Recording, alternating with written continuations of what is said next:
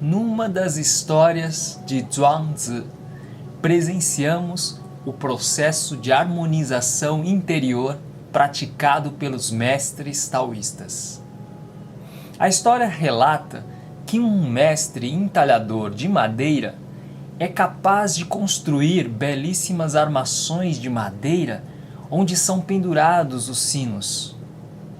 Essa é uma metáfora do autocultivo interno taoísta que revela o modo com que podemos nos aprofundar na relação com a nossa natureza originária. Zhuangzi então nos conta: havia um mestre entalhador de madeira que usava a madeira para construir armações com o objetivo de pendurar os sinos. Suas construções impressionavam as pessoas a ponto de considerarem que eram trabalhos realizados pelos espíritos.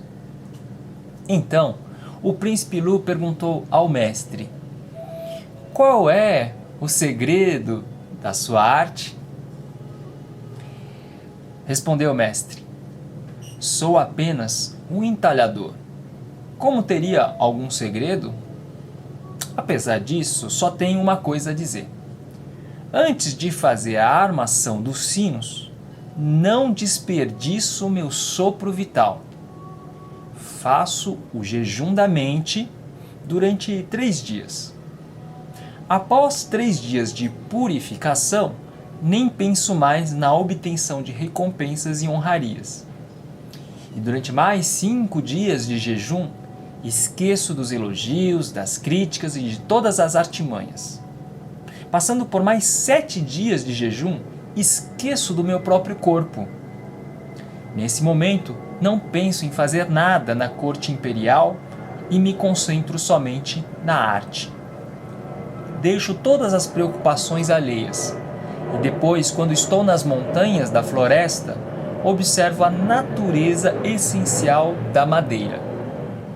Ao encontrar a forma mais apropriada da madeira que corresponda à armação, ponho minhas mãos à obra. Se não tiver essa chance, prefiro não fazer nada. Isso é agir naturalmente de acordo com o princípio da naturalidade.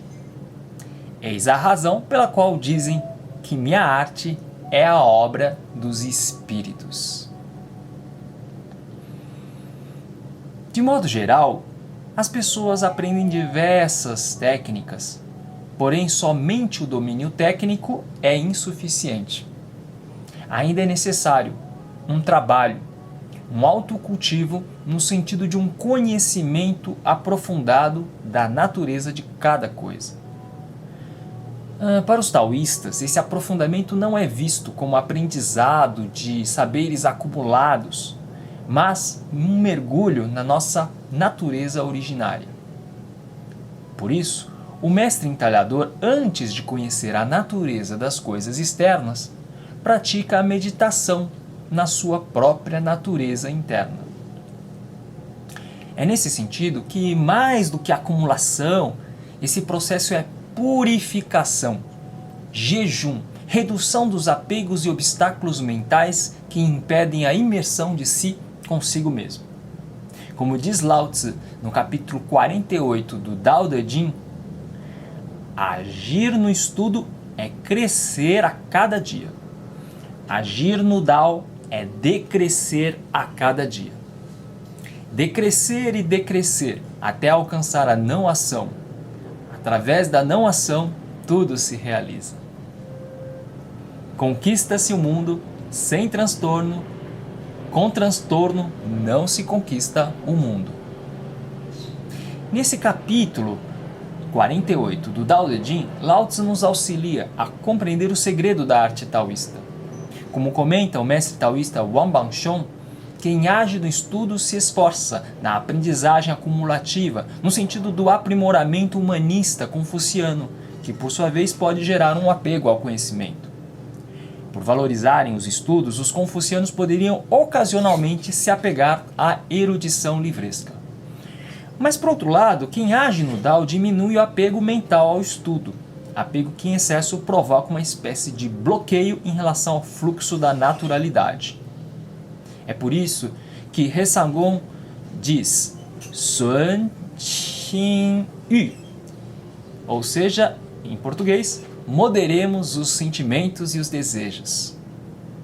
Assim, quando cultivamos o Dao, nos aproximamos do estado de silêncio, do jejum da mente e do esquecimento do ego.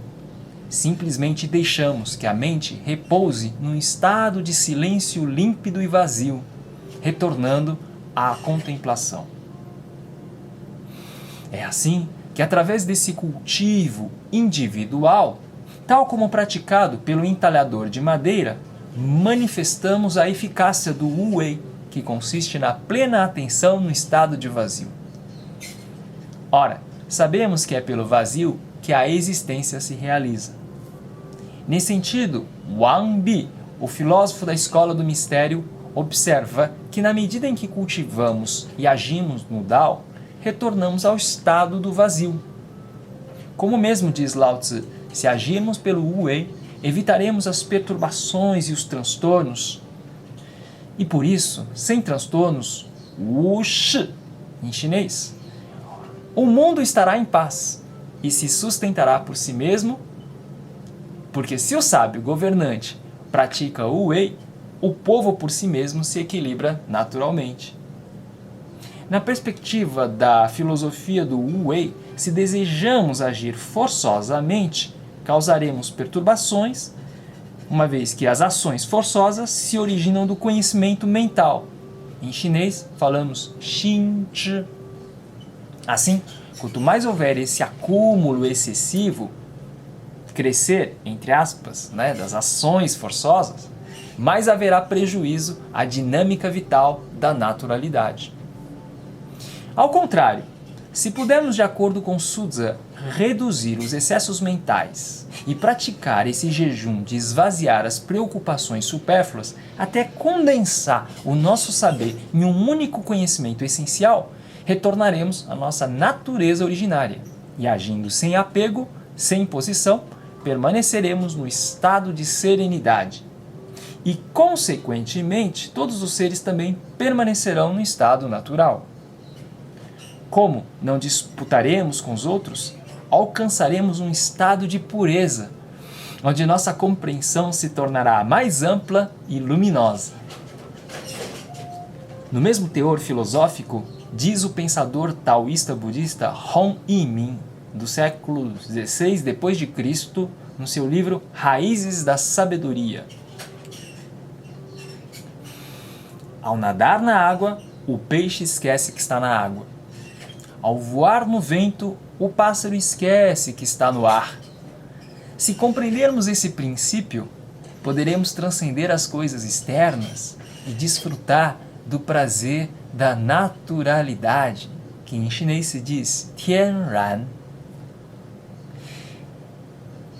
É esse esvaziamento que permite a conexão com a naturalidade, ou seja, com aquilo que por si mesmo se desdobra de maneira autopoética sem nenhuma coação externa. Hong Yi-Min emprega a expressão Tianran com o mesmo sentido equivalente ao Ziran, termo já usado por Lao Tzu, Wang Bi, Liezi e Zhuangzi. Como comenta o mestre Shan Yin, embora todo ser humano esteja no mundo sofrendo as influências provocadas pelas cadeias externas, ele desfrutará daquilo que chamamos Tianran Miao Ji de Le Qu. Em português, a bem-aventurança misteriosa da naturalidade. Claro, caso consiga superar tais perturbações. Hong Yi-Min enfatiza que, se cultivarmos a natureza originária da mente, poderemos ver o desabrochar da eficácia da naturalidade em nossa vida. Nas palavras de Hong Yi-Min, quem é enredado pelos desejos sentirá a existência como algo penoso.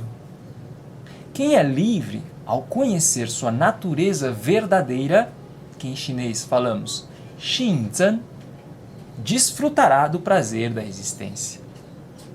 Ao compreender a tristeza causada pelas perturbações dos sentidos, a mente ordinária será dissolvida.